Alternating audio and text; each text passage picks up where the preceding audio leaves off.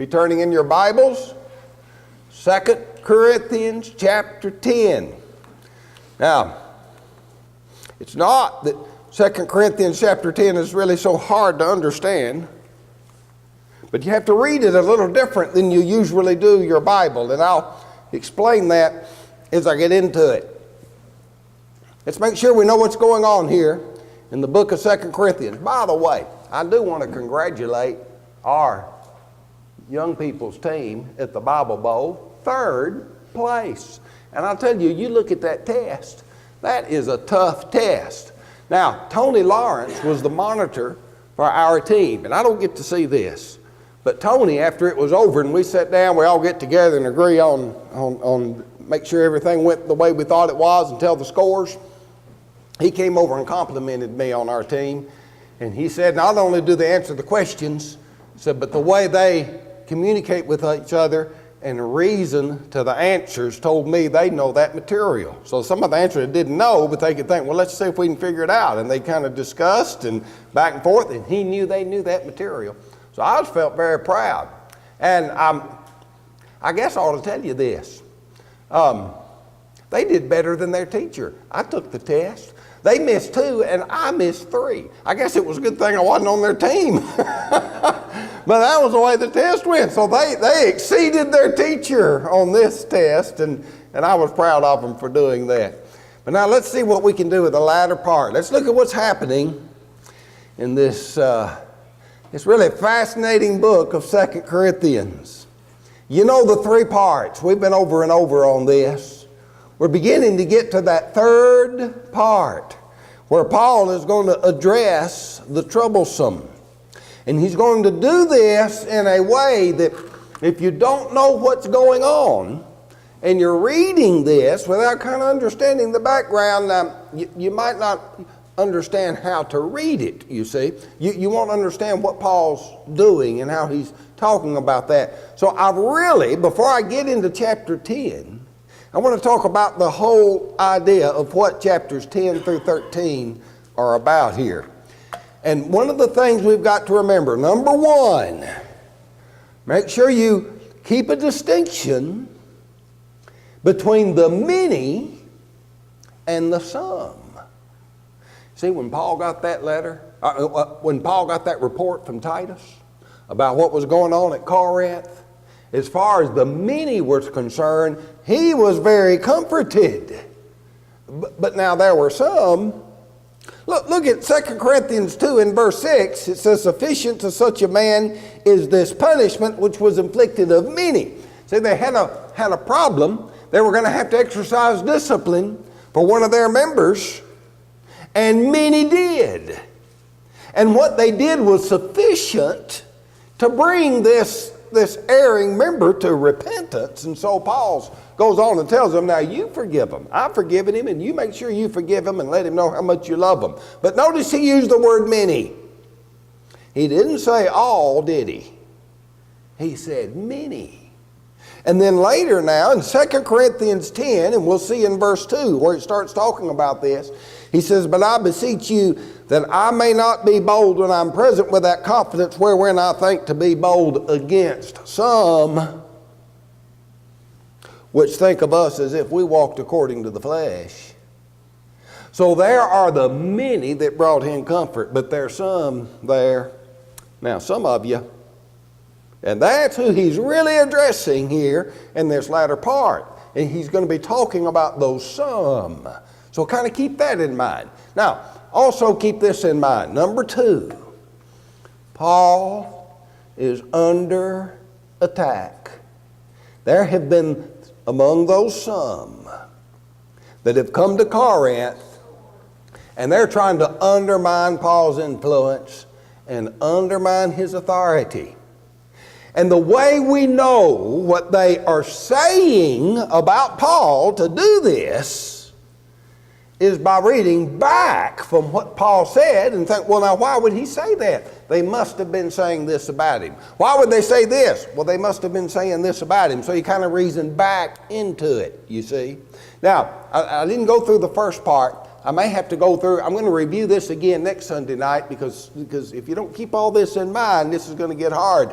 But I just want to know you to see some of the things they were saying against Paul that he had to respond to. One is, he is strong in letters, but he is weak in person.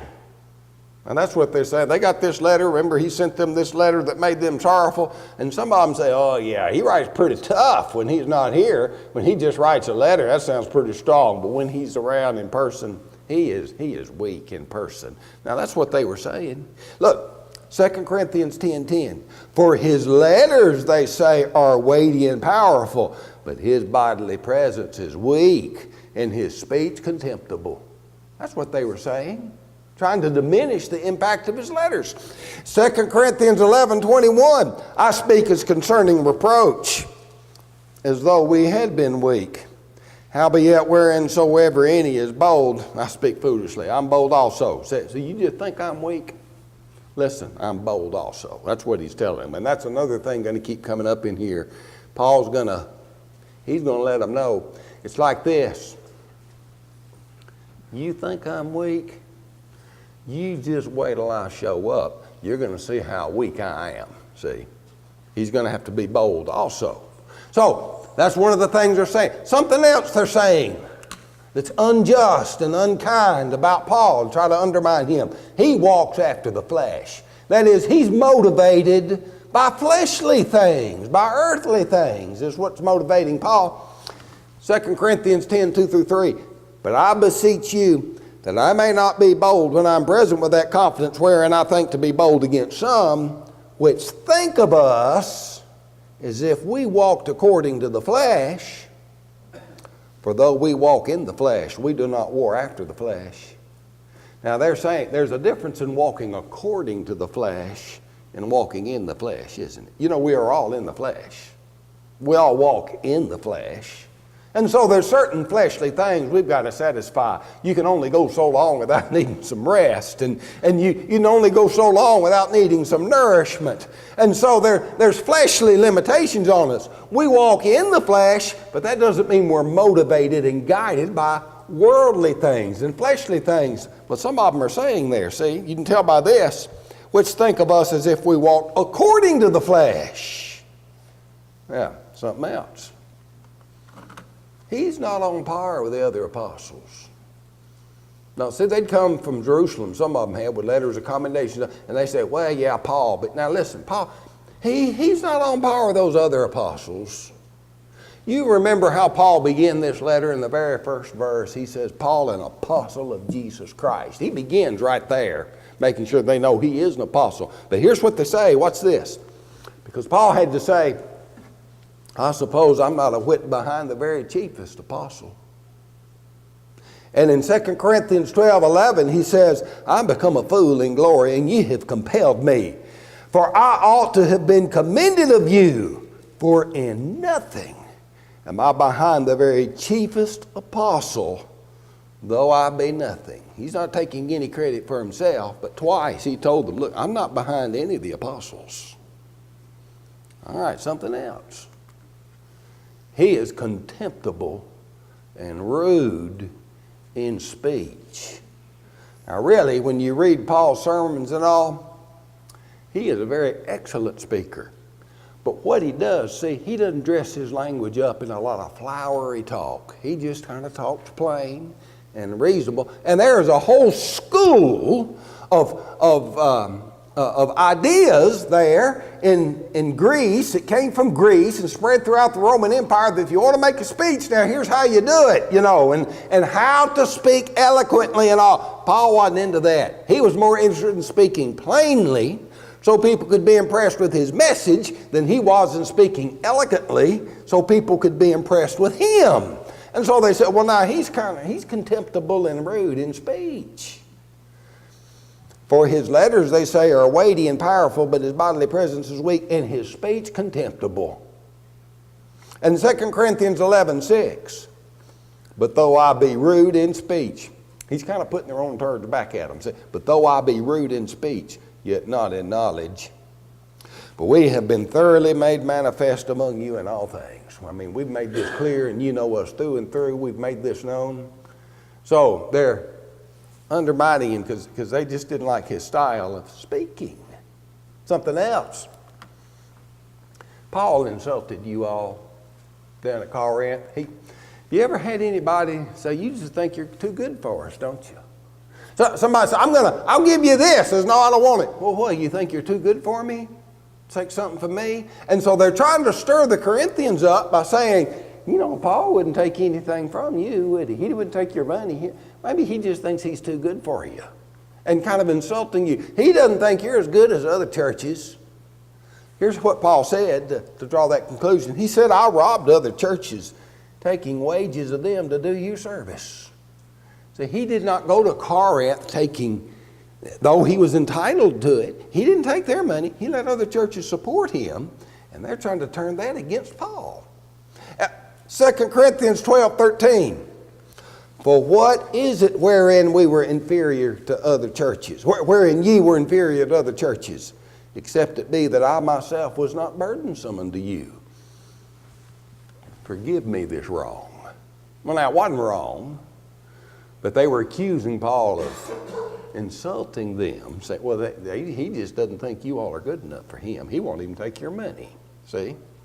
So they're trying to undermine him. And then, you know, when you really don't like somebody, if heads doesn't do it, then you go to tails. I mean, if it doesn't work one way, we'll say it the other way. And they said it both ways because they also accused Paul, he's trying to make gain of you. Well, here's what they said. Paul responded, did I make gain of you by any of them whom I sent to you? I desired Titus, and with him I sent a brother. Did Titus make gain of you? Walked we not in the same spirit? Walked we not in the same steps? So while out of one side of their mouth they're saying, he just thinks he's too good for you. He won't even take your money.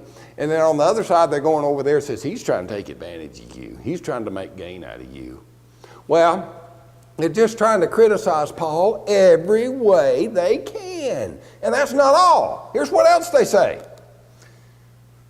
Either they said he's a fool and a reprobate, or by the way they were talking about him, it would be as though he were a fool and a reprobate. Notice how he addresses this. I say again, let no man think me a fool. If otherwise, yet as a fool receive me, that I may boast myself a little. I speak foolishly. I speak as a fool.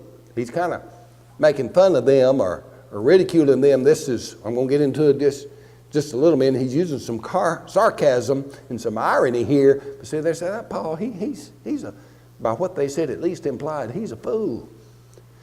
He says, I'm no fool. And then a reprobate? 2 Corinthians 13:6-7. Look what Paul said. But I trust that ye shall know that we are not reprobates.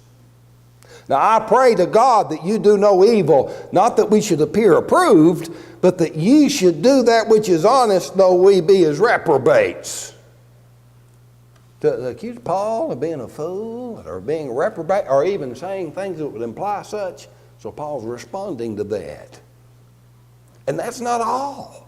I mean, these few, they were doing everything they could to undermine Paul. And here's one of the things they were saying. He doesn't really love you. And Paul responds this way. As the truth of Christ is in me, no man shall stop me of this boasting in the regions of Achaia. Wherefore? Because I love you not? God knows.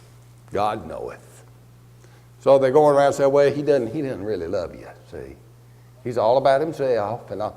Well, these are all the kind of things they're saying. Now, see, Paul is going to have to address all these subtle, insidious attacks that are being made on him at Corinth out of those some that are trying to undermine his influence there. So he's going to do that.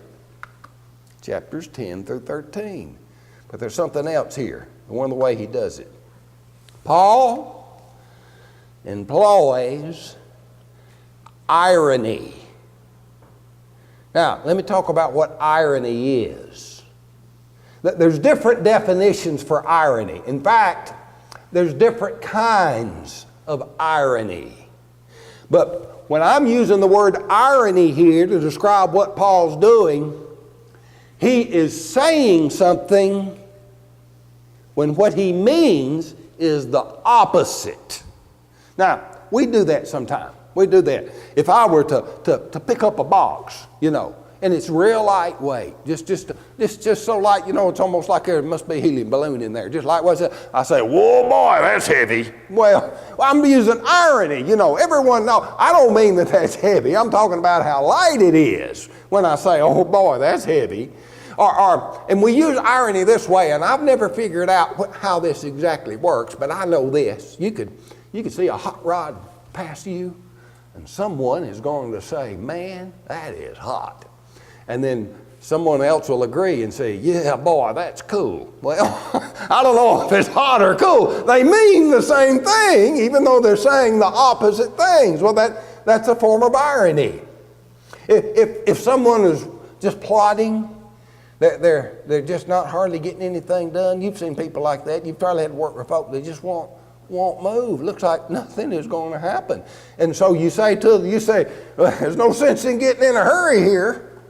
Well, you know what you're doing. You're saying you're not hurrying. You're not struggling. You're using irony to tell them they're going too slow.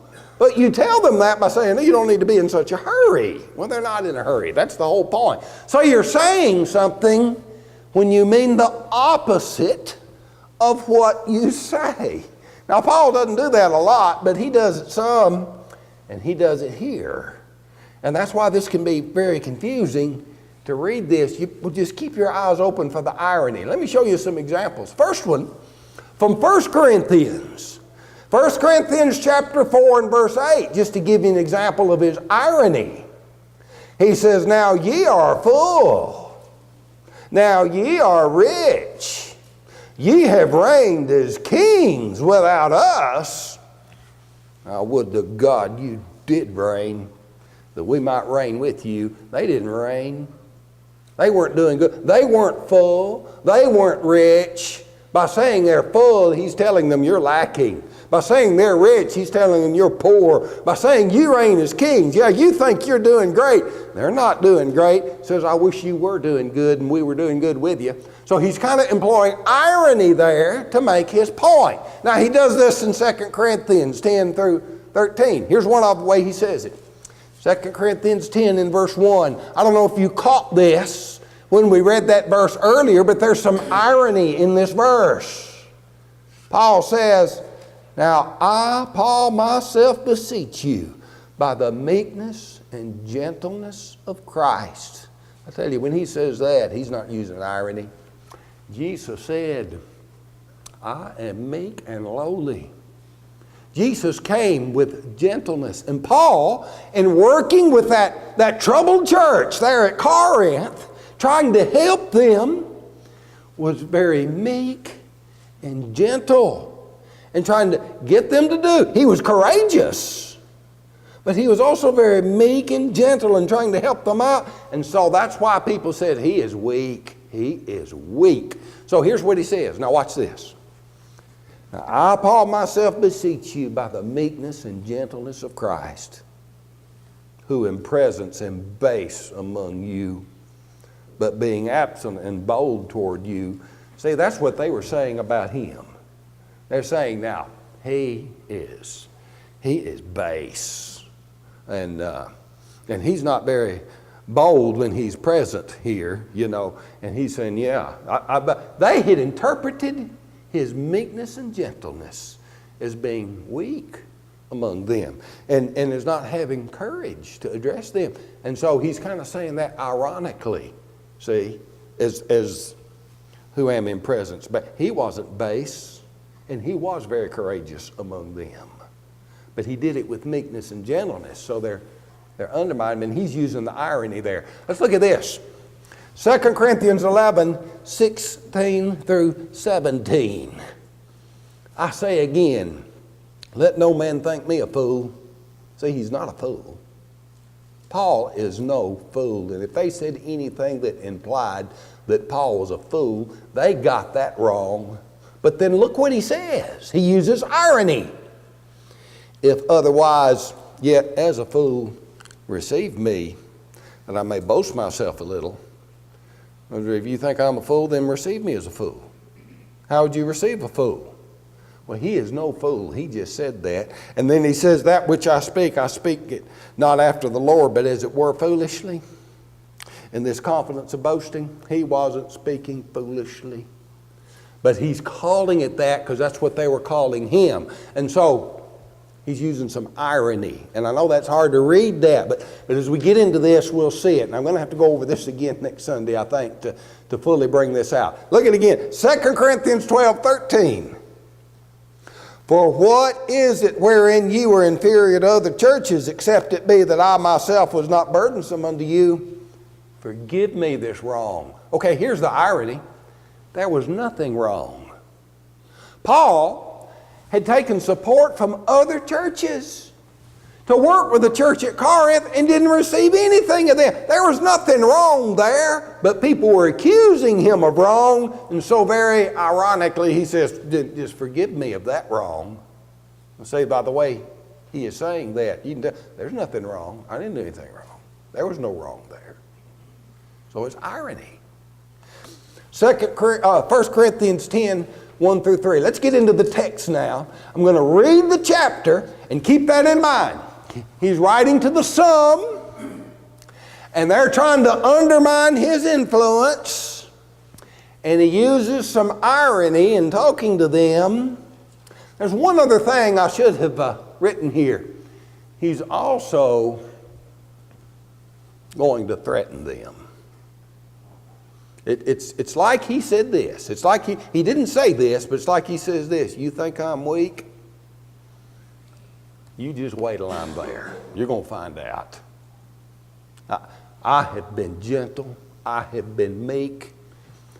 And I'm about to the end of my limits here. And when I show up, you're going to find out just what I can do. And so he's going to threaten them a little bit here with what he'll do. And you'll see this threat show up over and over between chapters 10 through 13. He's about through putting up with them, especially those some that keep causing him this trouble. Now, let's get into the text. And as I read this, I'll comment briefly on it, and we'll wind this up tonight. Like I say, I may need to go over this again next week so we see all this, because there's a lot here. Read it over and over to yourself and see if you don't see some of these elements now when you read it, and you'll read it with some understanding maybe that you didn't have. So it begins. Now I, Paul, beseech you by the meekness and gentleness of Christ, who in presence am base among you, but being absent and bold toward you. But I beseech you that I may not be bold when I'm present with confidence wherewith I think to be bold against some, which think of us as if we walk after the flesh. He's saying this here. I don't want to be bold. He says, I may not be bold when I'm present with that confidence wherewith I think to be bold against some. Now, some of you, I'm going to get bold, see, here when I come. And so you're saying this, and I'm not bold in presence, but now you just wait till I show up. And then he says, they think of us as if we walk after the flesh. Well, we don't walk after the flesh, but now we war after the flesh. We do not war after the flesh. We don't use fleshly things in this struggle we're having with you. He appeals to them with spiritual things. Look what he says next. In this warring after the flesh, he doesn't war after the flesh. He says, the weapons of our warfare are not carnal, but they're mighty. It's not fleshly weapons, but they're mighty weapons. The weapons of our warfare are not carnal, but mighty through God to the pulling down of strongholds. And here's some of those strongholds that his words pull down. Casting down imaginations and every high thing that exalteth itself against the knowledge of God, and bringing into captivity every thought to the obedience of Christ. I want you to notice the word, the imaginations. The high things that exalt against the knowledge of God, and every thought. All kind of crazy ideas out there. All kind of false philosophies and false concepts.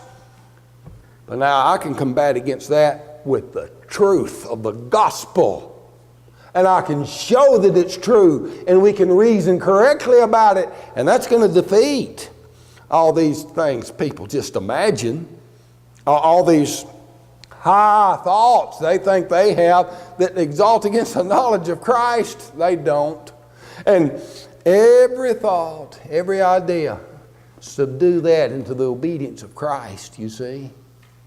And having a readiness to revenge all disobedience when your obedience is fulfilled.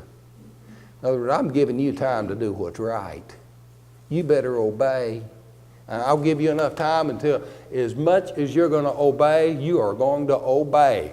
But now I'm ready to revenge the disobedience when that time has come that's all you're going to do. And so there's that threat there again. Now, 7 through 9. Do you look on things after the outward appearance? Is that what they're looking at? Are they not looking spiritually, but just fleshly? Are they the ones looking after the flesh? You look things after the outward appearance?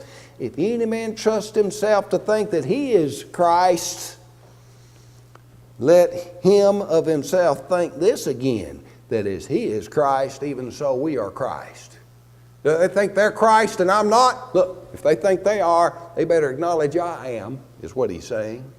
And then, for though I should boast somewhat more of our authority, which the Lord hath given us for edification, and not for your destruction, I should not be ashamed. In other words, I can tell you about my authority, and I'm not ashamed to do that. I'm not going to be ashamed to tell you what my authority is. But he's saying here, I want to use this authority for your edification. And then here's that threat, say, not for your destruction. Because he can use his authority for their detriment too, is what he's warning them. That I may not seem as if I would terrify you by my letters. He's saying, you think these letters scare you? And he's almost ridiculing that. Are you terrified by my letters? Is that why you say the letters are so bold and I'm so weak in present? So are you terrified by letters? Do you think you're terrified by letters? Look what he says now. Verses 10 through 12. For his letters, they say, are weighty and powerful, but his bodily presence is weak and his speech contemptible. Let such as one as think this, that such as we are in word by letters when we're absent, such will we be also in deed when we are present. In other words, wait till I show up. You think I'm weak in present, strong in letters? That strength you see in my letters, that's the strength you're going to see when I show up and I'm present with you. See, that's what he's telling them. There's that threat again. I'm going to have to deal with you when I come. And then, for we dare not make ourselves of the number or compare ourselves with some that commend themselves, but they, measuring themselves by themselves and comparing themselves among themselves, are not wise. They had the idea that they were better than Paul, and they're comparing each other with each other. He says, I'm not getting into that game with you. He says, we're not going to do that. That is not wise. Now, verses 13 through 15. But we will not boast of the things without our measure. In other words, I'm going to tell you some things, and it's going to look like I'm bragging on myself. But who was it? I never remember the baseball player. I think he played for the St. Louis Cardinals that used to say it's not bragging if you can do it. And that's sort of what Paul's going to do. Now, I'm not going to boast on things that I didn't do or take advantage of other men's work or build myself up. It's not going to be without measure, but I'm going to tell you some things, and I'm not going to be ashamed to tell you these things. He said, but we will not boast of things without our measure, but according to the measure of the rule which God has distributed to us, a measure to reach even unto you. You see, Paul's work as an apostle had extended all the way out to the Corinthians. I'm going to tell you about that. Because that is within, I'm just telling you the truth. It might sound like bragging, but look, I'm just telling you the truth, and I'm not going to go past what's true here as I talk about myself. For we stretch not ourselves beyond our measure, as though we reach not unto you, for we are come as far as to you also in preaching the gospel of Christ, not boasting of things without our measure, that is, of other men's labors, but having hope when your faith is increased, that we shall be enlarged by you according to our rule abundantly. So I'm not taking credit for what other men have done, but I'm just telling you what I have done. And I brought the gospel to you.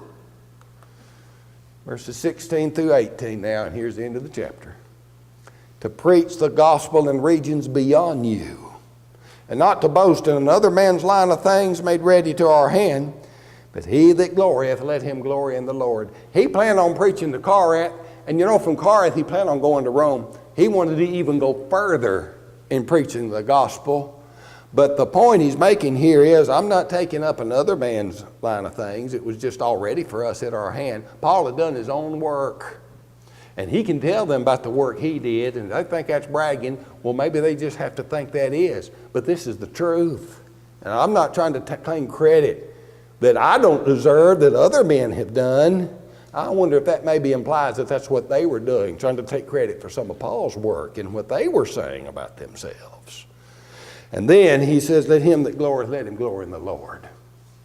The Lord's the one that deserves the credit. I've been his tool in his work to accomplish this work, but let the real glory go to God.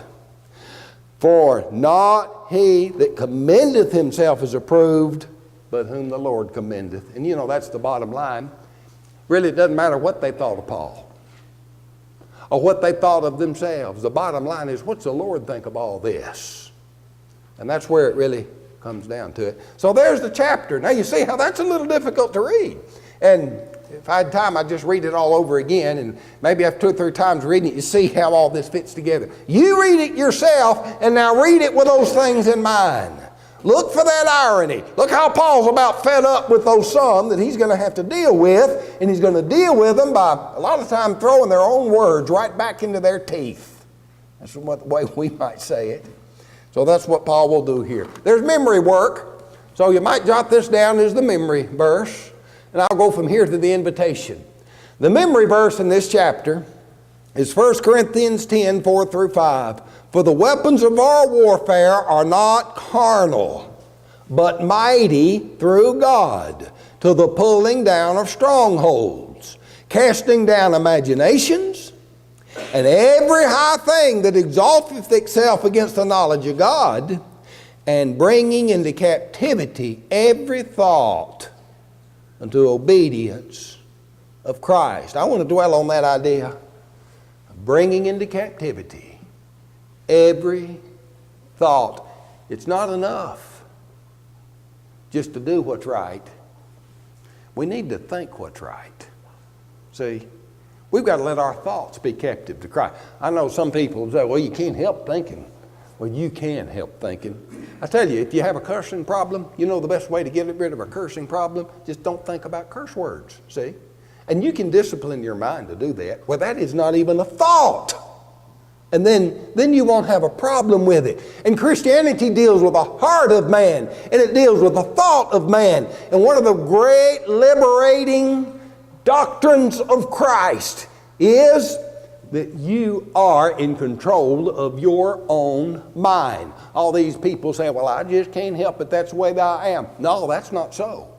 You can master your own mind and bring it into captivity under Christ. Every thought. Now, how do you do that? Well, if you get your thoughts right, then your actions are going to follow. That's one way that you got to do. So how do you get your thoughts right? Well, it's kind of like a circle here. It feeds on each other. Look at Proverbs 16:13.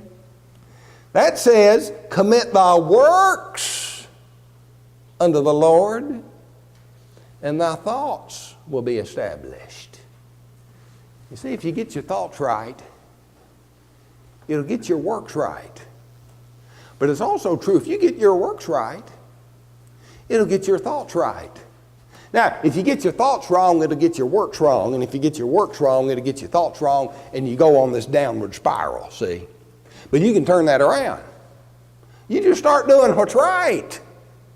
And it'll help you think right. And then as you learn to think right, it'll help you do right. And so it spirals up like that, you see. Well, That's a lot here at the end of a long day, isn't it, to try to absorb. So you're going to have to do your own study. Read on this and meditate on this and see how you'd read it. And I'll try to do a little better next week maybe in pulling all this together. I'll do chapters 10 and 11 and try to study them together to show how all this is working. But here's what I want you to do now. I want you to get your actions right. Now these actions and thoughts work together. You want to get your actions right so you get your thoughts right, and your thoughts right so your actions right. So work this thing together. If you hadn't been baptized into Christ, it's going to be hard to get your thoughts right, isn't it? Yeah, it is. So you've got to decide, I'm going to do what the Lord says. Now that might be a struggle against your thoughts sometimes. You say, I'm going to do what's right, and the more you do right, the more your thoughts will be established. The more your thoughts are established, the easier it's going to be to do right. And you'll grow that way, and that'll spiral up. And so you need to hear, believe, and obey the gospel of Christ and live in accordance with all his teachings. And with that, I'm going to extend the invitation while we stand and sing.